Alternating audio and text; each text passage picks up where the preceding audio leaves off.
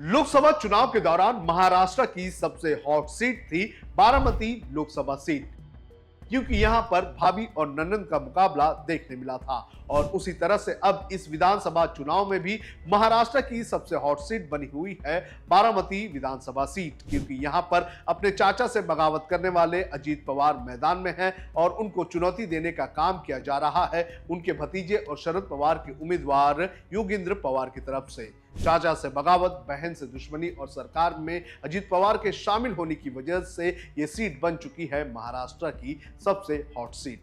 आपको इस वीडियो में बताएंगे कि आखिर क्या है बारामती विधानसभा सीट के चुनावी समीकरण और क्यों और किस तरह से यह सीट बन रही है महाराष्ट्र की हॉट सीट। नमस्कार, आप देख रहे हैं लोकमत हिंदी और मेरा नाम है सोनू कनौजिया।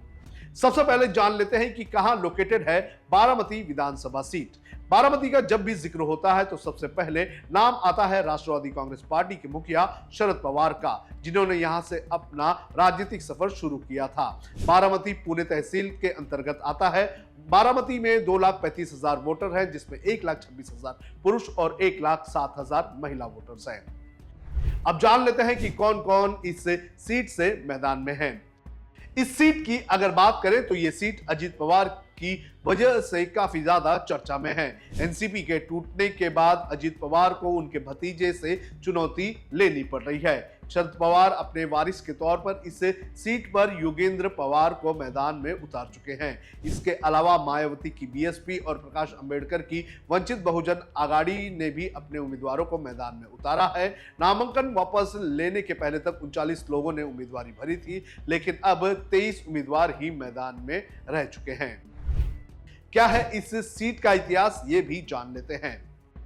बारामती लोकसभा हो या बारामती विधानसभा, ये हमेशा से ही शरद पवार का गढ़ रहा है। शरद पवार यहीं से लोकसभा जाते रहे हैं और अब उनकी बेटी यहां से सांसद हैं।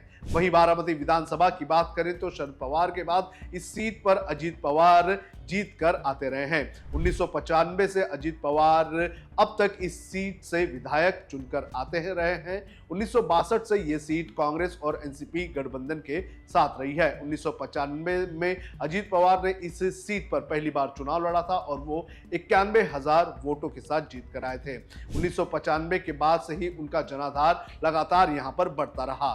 2019 के चुनाव की अगर बात करें तो अजीत पवार को 1,95,000 वोट मिले थे और उन्होंने लगभग 1,60,000 के वोटों के मार्जिन से जीत हासिल की थी।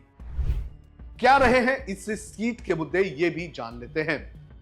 बारामती की अगर बात करें तो इस इलाके में शरद पवार और अजीत पवार दोनों ने ही काफी काम किया है। बारामती में इंडस्ट्रीज को लाने का काम शरद पवार ने शुरू किया था और अजीत पवार ने इसे आगे बढ़ाने का काम किया। महज रोजगार के अलावा इस इलाके में और कोई बुनियादी मुद्दा नहीं है। यहां पर सबसे अहम मुद्दा है पवार वर्सेस पवार की लड़ाई का। यहां पर अजीत पवार और शरद पवार दोनों को ही मानने वाले लोग बड़े पैमाने पर हैं। कुछ लोग अजीत पवार के पक्ष में जाते हुए नजर आ रहे हैं तो कुछ लोग शरद पवार के पक्ष में दिखाई दे रहे हैं।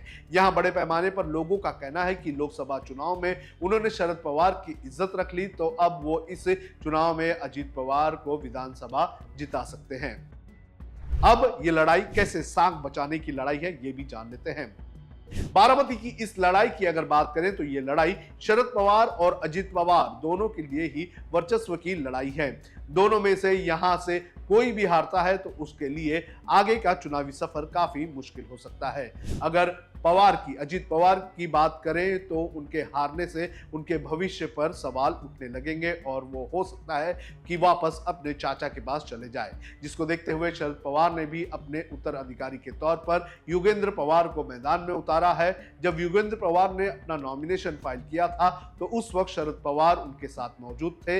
इतना ही नहीं, शरद पवार उनको लेकर अपने गांव उस मंदिर में भी गए थे जहां शरद पवार अक्सर जाते रहे हैं। तो इस तरह से ये सीट जो है ये काफी अहम और काफी हॉट सीट महाराष्ट्र की बन चुकी है। आपको क्या लगता है कि इसके अलावा आपको क्या लगता है कि इस सीट से कौन जीतेगा? आप हमें कमेंट करके जरूर बताएं।